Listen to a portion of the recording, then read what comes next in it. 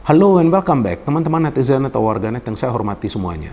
Di konten kedua hari ini, saya ingin memberikan analisa dari pertandingan perebutan peringkat ketiga Piala Asia U23 antara Indonesia versus Irak yang akan dimainkan besok malam mulai pukul 22.30 waktu Indonesia Barat. Tapi sebelum saya memberikan analisa saya, pertama-tama saya ingin berterima kasih kepada teman-teman yang mendukung kemajuan dari channel YouTube Bola Bung Binder, karena hingga hari ini jumlah subscribers telah menembus 900.000. Luar biasa dukungan yang teman-teman berikan. Dan saya harapkan dukungan dari teman-teman akan tetap konsisten agar channel YouTube Triple B bisa menembus 1 juta subscribers.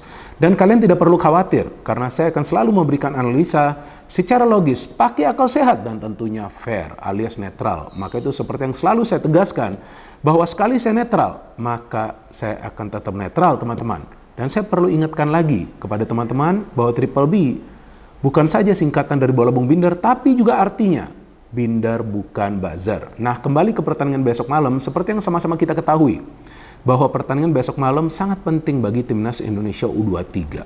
Karena jika Indonesia bisa menang lawan Irak, berarti Indonesia akan langsung lolos dan bermain di Olimpiade yang akan diselenggarakan di Prancis, tepatnya di kota Paris pada bulan Juli nanti.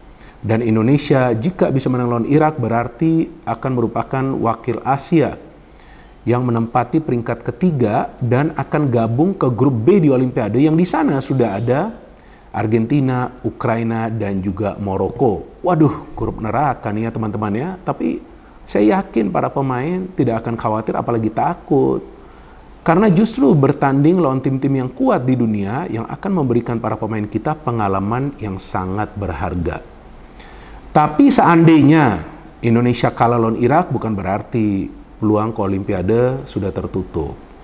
Karena Indonesia masih bisa lolos ke Olimpiade jika nanti menang di pertandingan playoff lawan Guinea yang jika saya tidak salah akan dimainkan pada tanggal 9 Mei nanti.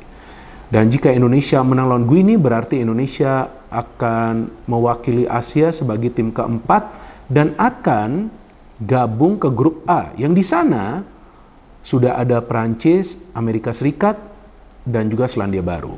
Nah, ini tentu adalah grup yang lebih ringan ya. Dan mungkin juga teman-teman akan mulai berpikir, ya lebih baik Indonesia menang di playoff aja, ya kan? Biar masuk ke grup yang ringan. Tapi kalau bagi saya teman-teman lebih baik Indonesia ya langsung masuk saja ke Olimpiade.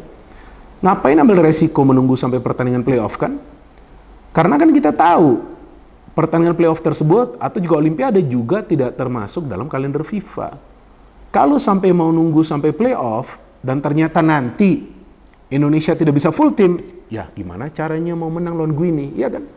Jadi pertandingan besok malam itu sebetulnya wajib dimenangkan Indonesia agar targetnya bisa tercapai. Karena kan seperti yang sama-sama kita ketahui bahwa Shin Tae-yong dari awal sudah yakin bahwa dia bisa membawa Indonesia lolos ke Olimpiade, apalagi setelah mengalahkan Korea Selatan melalui adu penalti. Dan jika Indonesia bisa bermain di Olimpiade, berarti Indonesia akan kembali bermain di Olimpiade setelah absen selama 68 tahun. Tapi lawan yang dihadapin kan juga adalah lawan yang kuat, Irak. Yang kita tahu di level senior ketika kita bertemu ya, di Piala Asia mereka bisa menang, kemudian sebelumnya bertemu di pertandingan kualifikasi Piala Dunia tahun 2026 juga kita kalah. Pada saat itu kita bermain di kandang Irak. Ya memang ini adalah timnas Irak U23, tetapi ada beberapa pemain mereka yang juga membela timnas seniornya. Dan juga secara permainan Irak adalah tim yang sangat bagus, yang sangat rapi, yang sangat terorganisir. Walaupun mereka kalah lawan Jepang, tapi memang mereka juga bisa memberikan perlawanan ke Jepang dan tampak mereka berani bermain terbuka, sehingga itu yang memberikan peluang juga kepada para pemain Jepang untuk bisa menciptakan banyak peluang dan juga mencetak 2 gol. Jadi tim ini akan selalu tampil menyerang teman-teman, dan tim ini juga punya ambisi atau motivasi yang sama seperti Indonesia untuk bisa bermain di Olimpiade. Artinya pertandingan besok malam itu kemungkinan akan berjalan ketat.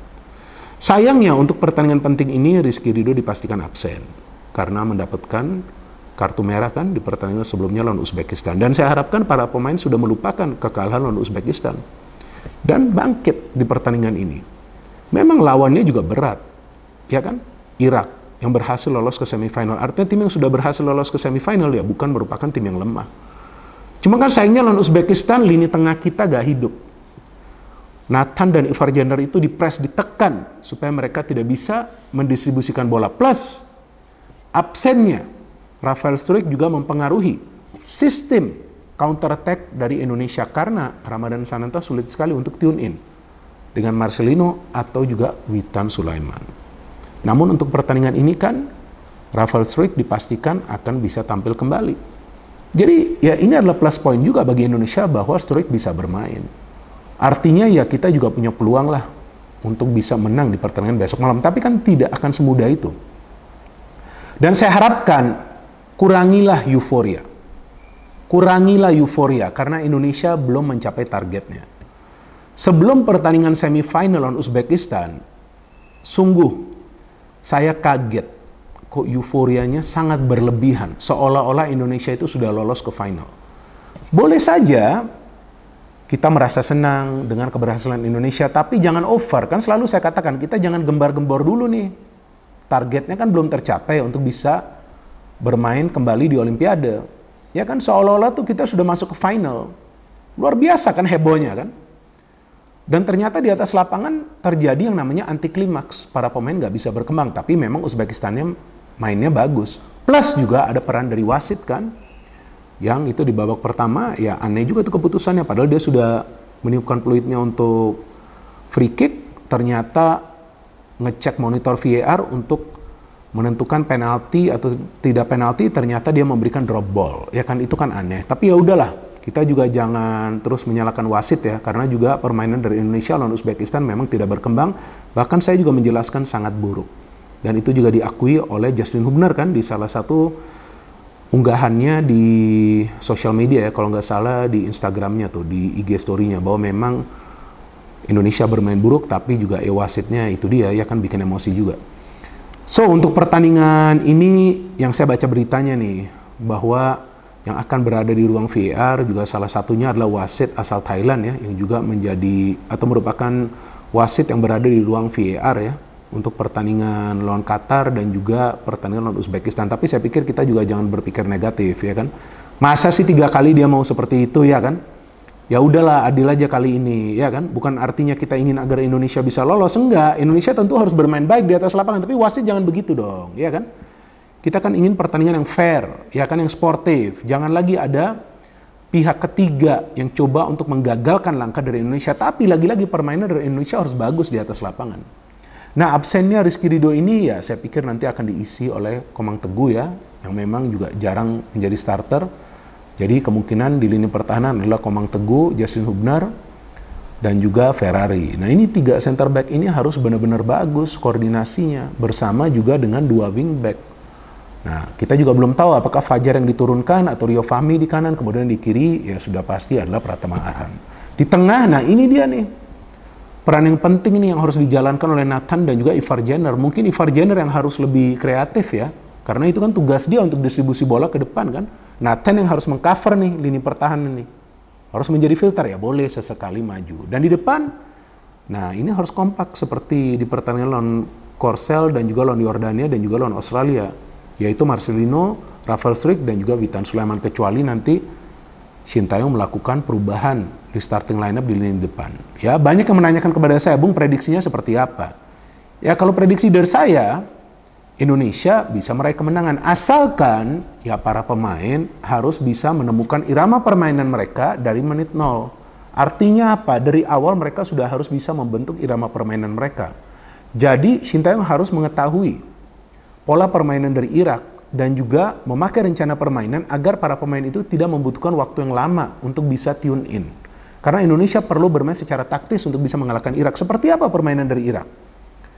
Seperti tim-tim Timur Tengah lainnya, mereka akan mengandalkan umpan-umpan pendek, tapi ketika dekat ke pertahanan tim lawan, mereka akan mengandalkan crossing-crossing tinggi. Nah, inilah para pemain kita harus waspada. Mereka juga akan banyak mengandalkan skill individu mereka, karena itulah ciri-ciri permainan dari para pemain asal Timur Tengah. Jadi para pemain kita jangan juga sampai membuat banyak pelanggaran kan? Ya, karena nanti jika mereka dapat free kick, mereka bisa juga nanti menciptakan peluang yang berbahaya dari free kick. Hernando Ari harus top form untuk pertandingan ini.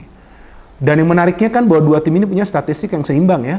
Irak telah total mencetak 7 gol, Indonesia juga telah total mencetak 7 gol, dan masing-masing telah kemasukan 7 gol. Jadi, Ya, ini yang paling penting bagi masing-masing tim, mereka harus bermain secara efisien dan efektif. Apa itu artinya? Kembali lagi kepada taktik permainan. Saya yakin pelatih dari Irak juga akan meminta para pemain mereka untuk pressing di tengah, karena itulah inti kekuatan dari Indonesia, yang ada Nathan dan Ivar. Tapi, sebaliknya dari Sintayong, yang saya harapkan dia bisa meminta Nathan dan juga Ivar agar bermain sedikit ke dalam untuk bisa lepas dari kawalan di tengah, tapi distribusi bola ke depannya harus akurat. Artinya pemain seperti Struijk, Witan, dan juga Sulaiman harus juga bisa support dua pemain yang berada di lini tengah Indonesia ini. Dan dari segi persentase, saya mengunggulkan Indonesia sedikit.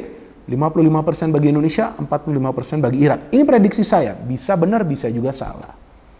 Karena saya melihat sebetulnya lawan Uzbekistan, para pemain kita walaupun di-press selama 15 menit atau 18 menit awal jalannya pertandingan, tapi kemudian mereka mulai mendapatkan irama permainan karena berhasil beberapa kali membangun counter. Tapi ketika Witan itu tidak diberikan free kick atau penalti, ya kemudian kita lihat itulah yang memberikan semangat tambahan bagi para pemain Uzbekistan. Belum lagi ketika gol dari Indonesia dianulir di babak kedua itu kan, padahal sudah selebrasi. Kan Indonesia berada di bawah tekanan yang luar biasa dari para pemain Uzbekistan. Itu juga sedikit banyak mempengaruhi lah mental para pemain. Apalagi sebelumnya kan mereka sudah kelelahan ya bermain lawan Korea Selatan. Tapi untuk pertandingan ini saya harapkan para pemain bisa percaya diri ya, kembali confident, lupakan kekalahan lawan Uzbekistan. Walaupun di pertandingan tersebut memang Indonesia bermain buruk, tapi kali ini harus bermain jauh lebih baik. Karena lawannya juga bukan merupakan lawan yang ringan. Ya, jadi jangan juga membuat narasi-narasi di sosial media seolah-olah bahwa Irak adalah tim yang lemah. Jangan, saya baca nih banyak banget nih narasi seperti itu ya, bahwa Irak tim yang lemah, Indonesia pasti menang. Tidak ada yang pasti dalam sepak bola, tapi saya mengunggulkan sedikit Indonesia. Dan juga lagi-lagi saya harapkan jangan heboh lah. Jangan memberikan beban tambahan kepada para pemain. Kan selalu itu yang saya katakan, jangan memberikan extra pressure. Biarkan mereka menikmati jalannya pertandingan. Mereka harus fokus di atas lapangan. Jangan sampai awalnya tuh kita sudah gembar-gembor, memberikan mereka pressure tambahan. Sosial media juga rame. Yang nggak pernah membahas timnas pun membahas timnas, nggak masalah. Tapi nggak perlu over seperti itu.